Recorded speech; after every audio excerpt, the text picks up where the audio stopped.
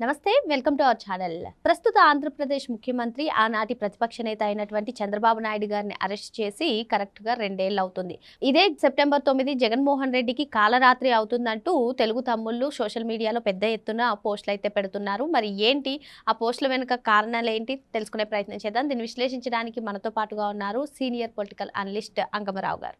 నమస్తే సార్. నమస్తే అమ్మా. చంద్రబాబు నాయుడు గారిని అరెస్ట్ చేసి కరెక్ట్గా 2 ఏళ్ళు అవుతుంది సార్. సెప్టెంబర్ 9, 2023 చంద్రబాబు నాయుడు గారిని అరెస్ట్ చేశారు. మరి అది గుర్తు చేసుకుంటూ తెలుగుదేశం పార్టీ కార్యకర్తలు సోషల్ మీడియాలో పెద్ద ఎత్తున పోస్టులు అయితే పెడుతున్నారు. మరి ఆనాటి కాలంలో జగన్మోహన్ రెడ్డి ఏ ఉద్దేశంతో అయితే తెలుగుదేశం పార్టీని పతనం చేయాలనే ఉద్దేశంతోనే చంద్రబాబు నాయుడు గారిని అక్రమ అరెస్టు చేశారని, ఇప్పుడు మరి అక్రమ అరెస్ట్ చేసి 2 ఏళ్ళు అవుతున్నా ఈ 2 ఏళ్ళలోనే వైసీపీ పార్టీ పతనానికి నాంది పలికింది మాత్రం ఆ అక్రమ అరెస్టే అని చెప్పి వాళ్ళు చెప్తున్నారు సార్. మరి ప్రస్తుతం చూసుకున్నట్లయితే వైసీపీ పార్టీ పరిస్థితి ఏ విధంగా ఉంది? అక్రమ అరెస్టు గురించి మీరేమంటారు? ముందుగా అతను తన గొయ్యి తానే మామూలుగా ఎట్లా ఉంటుందంటే, ఒక దావన వెళ్తూ ఉంటే తెలియని దావన ఏదైనా వెళ్తున్నారు అనుకోండి, ఏదన్నా గోతిలో పడ్డారనుకోండి, ఒక 6 అడుగుల్లో గోతిలో ఎవరో ఒకళ్ళు చెయ్యూత ఇచ్చేసి పైకి తీసుకొని వస్తారు. అతను ఏం చేశాడంటే వైఎస్ఆర్సీపీ పార్టీని ఓ ప్రొక్లైనర్ని పెట్టి ఒక 100 అడుగుల పైన గొయ్యి దవ్వి వాళ్ళందరిని లోనేసి పైన పూడ్చి చేశాడు. అంటే ఆ పార్టీని ఆ విధంగా చేశాడనమాట అతను. ఇప్పుడు వ్యక్తిగత కక్షతోటి తెలుగుదేశం పార్టీని, అంటే సేనానిని గనక లేకుండా కారాగారంలో కూర్చోబెడితే సైనికులు కకావికలైపోతారు కాబట్టి మనకు ఎదురుండదు అని భావించి ఎన్నికల సమయం వరకు కూడా ఆయన బయటికి రానికుండా చేయాలనే కుట్ర కుతంత్రంతో దుర్మార్గంగా ఆలోచించేసి అతను ఆ రోజు చంద్రబాబు నాయుడు గారిని ఇదే రోజు 2 సంవత్సరాల క్రితం 2023 సెప్టెంబర్ 9వ తారీఖు నాడు అర్ధరాత్రి పూట కొల్లి రఘునాథరెడ్డి అనే వ్యక్తి ఆ రోజు ఇదే రోజు 2 సంవత్సరాల క్రితం కొల్లి రఘురామరెడ్డిని పంపించేసి అదుపులో తీసుకోవడం కూడా జరిగింది. సహజంగానే వారి కార్యాలయం పక్కనే చంద్రబాబు నాయుడు గారి నివాసం. మామూలుగా ఇంటికెళ్ళి ఏదైనా అవసరం ఉంటే తాకీదులు ఇచ్చేసి మీరు రండి విచారణకు అని చెప్పానంటే ఆయన వీళ్ళలాగా విదేశాలకో లేకపోతే కనపడకుండా పారిపోయే వ్యక్తి అయితే కాదు కదా, ప్రజలతో ఉన్నటువంటి వ్యక్తి. మరి ఆ కార్యక్రమం చేయలేదు. అర్ధరాత్రి పూట రావటం, ఆయన నిద్రాభంగం చేయాలని ప్రయత్నం చేసినట్టు కూడా ఉన్నారు. ఉదయం 6 గంటలకు అదుపులో తీసుకున్నారు. అప్పుడు ఆయన అడిగిన ఏ ఒక్క దానికి కూడా వీళ్ళ దగ్గర సమాధానం అయితే లేదు. ఏ కారణం మీద అంటే లేదు, మీకు వాట్సాప్లో పంపిస్తాం లేకపోతే అక్కడ అందజేస్తాం అన్నారే తప్ప 14 సంవత్సరాలు ముఖ్యమంత్రిగా చేసినటువంటి వ్యక్తిని, 15వ సంవత్సరం ప్రతిపక్ష నేతగా ఉంటున్నటువంటి వ్యక్తిని ఏ కారణం చేత ఆయన ఇప్పుడు అరెస్ట్ చేయబోతున్నారనే వివరాలు ఇవ్వకుండా దుర్మార్గంగా తీసుకుని వెళ్ళారు. అక్కడ కూడా మీరు ఇంకొక దుర్మార్గమైన ఆలోచన చేశారు, గమనించండి. చంద్రబాబు నాయుడు గారిని హెలికాప్టర్లో తరలించకుండా ఆయన్ని రోడ్డు మార్గంలో తీసుకురావాలని వాళ్ళ ప్రయత్నం ఏంటంటే నంద్యాల నుంచి దారి పొడుగునా శ్రేణులు అడ్డుపడితే అది ఒక ఘర్షణ అయితే దాన్ని సాగుగా చూపి ఎవరైతే అడ్డుపడుతున్నారో ఆ నాయకులను కూడా అదుపులో తీసుకోవాలని ప్రయత్నం చేసి దాన్ని కోర్టుకు చూపించాలని చెప్పి ప్రయత్నం చేశారు. కానీ చంద్రబాబు నాయుడు గారు చట్టానికి లోబడి, న్యాయస్థానాలకు లోబడి, అలాగే ఈ పోలీసుల వ్యవస్థకి లోబడి ఆయన ఒక సాధారణ పౌరుడిగా స్పందించేసి మధ్యలో చెరువూరుపేట కాడ కొంతమంది అభిమానులు అడ్డుపడ్డా కూడా వాళ్ళకి నచ్చజెప్పి ఆయన రోడ్డు మార్గంగా తీసుకొని వచ్చినా కూడా ఆయన్ని అర్ధరాత్రి వరకు విచారణ క్రమంలో భాగంగా ఆయన్ని అదుపులో ఉన్నా కూడా ఎక్కడా కూడా ఆయన తోట్రుపడకుండా, భయపడకుండా, ఎందుకంటే ఆయన తప్పు చేయలేదు కాబట్టి 3 రోజుల క్రితమే చెప్పాడు ఆయన నన్ను అదుపులో తీసుకోవచ్చు అని చెప్పని. అదుపులో తీసుకున్న తర్వాత చూసుకున్నా కూడా మీరు క్రాష్ పిటిషన్కి వెళ్ళాడే తప్ప బెయిల్ కోసం వెళ్ళలేదు. అంటే ఆయన మీద ఆయనకున్నటువంటి నమ్మకం, ఏ తప్పు చేయలేదనే నమ్మకం, దాన్ని దృష్టిలో పెట్టుకొని చంద్రబాబు నాయుడు గారు నన్ను 16 నెలలు కారాగారంలో పెట్టారు కాబట్టి, నా మీద 30 కేసులు పైన ఉన్నాయి కాబట్టి ఒక్క దాంట్లోనైనా చంద్రబాబు నాయుడు గారిని కారాగారంలో పెట్టాలా, ఈయన ఎన్నికల దాకా బయటికి రానియకూడదు, అప్పుడు ఈ శ్రేణులు మొత్తం కకావికలైపోతాయని చెప్పి అతను భావించాడు.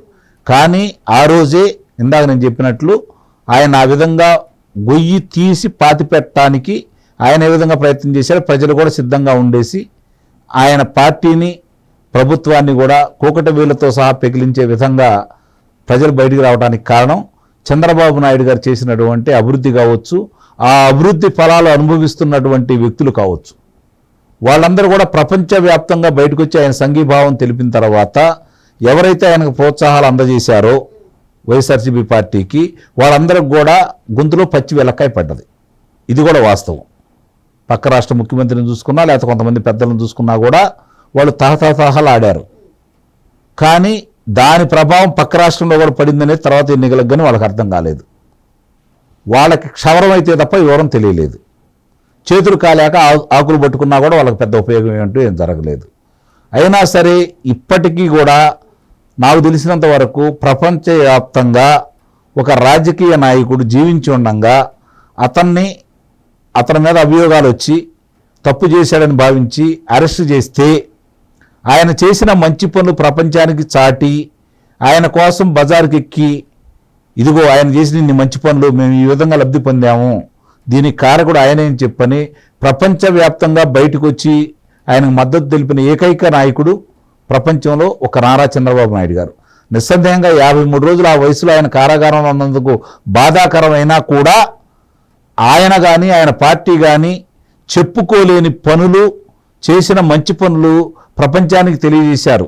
నిస్సందేహంగా లబ్ధి పొందిన వాళ్ళందరూ కూడా ఇది గమనించుకోవాలి. కాబట్టి ఇక్కడ ఆయన మంచి తెలిసింది, వీళ్ళ యొక్క దుర్మార్గం గురించి ఆలోచించుకున్నారు. కాబట్టి ఈరోజు 11 స్థానాలకి పరిమితం చేశారు.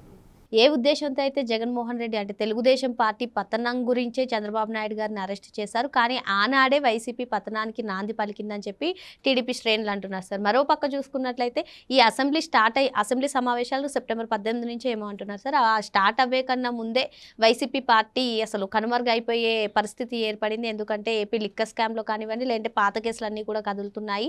జగన్మోహన్ రెడ్డి అరెస్ట్ తథ్యం, ఇక వివేక మర్డర్ కేసులో కూడా అవినాష్ రెడ్డి బెయిల్ రద్దవుతుంది అంటున్నారు. ఇదే అంశంపై మీరేమంటారు?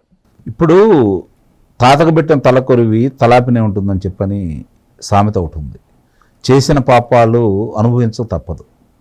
ఈరోజు మద్యం కుంభకోణం మనం తీసుకుంటా ఉంటే రమారమి 30,000 నుంచి 60,000 మంది దాకా ప్రాణాలు కోల్పోయినాయి.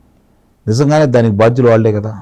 నాసిరకం మద్యం తయారు చేసి, హానికరమైన మద్యం తయారు చేసి అంతమంది చావు కారకం అయితే వాళ్ళ ఉసురు తగలకుండా ఉంటుందా? వీళ్ళకి నిస్సందేహంగా తగులుతుంది.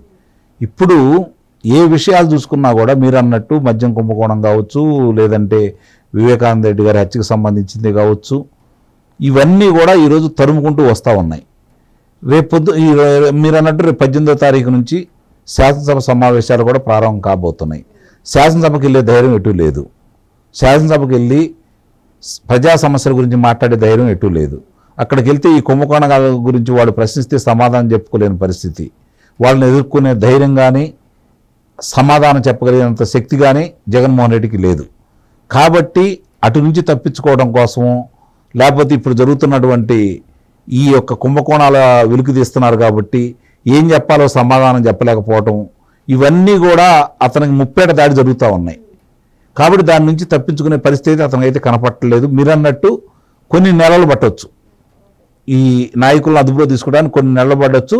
ఎందుకంటే ఇప్పుడు మద్యం కుంభకోణంలో చూసుకుంటే ముందు నారాయణ స్వామిని అదుపులో తీసుకోవాలి, చెవిరెడ్డి మోహిత్ రెడ్డిని అదుపులో తీసుకోవాలి, ఆ తర్వాత విజయసాయిరెడ్డిని అదుపులో తీసుకోవాలి, సునీల్ రెడ్డిని అదుపులో తీసుకోవాలి, ఆ తర్వాత జగన్మోహన్ రెడ్డిని అదుపులో తీసుకుంటారు. ఇది 1 నెల పడుతుందా, 2 నెలలు పడుతుందా, 3 నెలలు పడుతుందా అయితే నేను చెప్పలేను. కానీ 2025 డిసెంబర్ 31వ తారీఖు లోపు మాత్రం నిస్సందేహంగా జగన్మోహన్ రెడ్డిని ఈ మద్యం కుంభకోణంలో అదుపులో తీసుకోవడం అనేది తథ్యం. అది ఎవరూ తప్పించుకోలేని పరిస్థితి. అలాగే అవినాష్ రెడ్డి పరిస్థితి కూడా. కాబట్టి కొంచెం సమయం పట్టిద్దేమో కానీ ఎవరు కూడా తప్పించుకొని వెళ్ళలేరు అనేది అయితే నేను గట్టిగా చెప్పగలను. మరి జగన్మోహన్ రెడ్డి ఏ ఉద్దేశంతో అయితే చంద్రబాబు నాయుడు గారిని అరెస్ట్ చేశారో, తెలుగుదేశం పార్టీ కనుమరుగైపోయే విధంగా అనే ఉద్దేశంతోనే జగన్మోహన్ రెడ్డి అరెస్ట్ చేశారో, మరి ఆ పరిస్థితే జగన్మోహన్ రెడ్డికి ఆయన పార్టీకి వస్తుందని చెప్పి సార్ చెప్తున్నారు. మరో అంశంతో మళ్ళీ కలుద్దాం. Thank you sir. Thank you.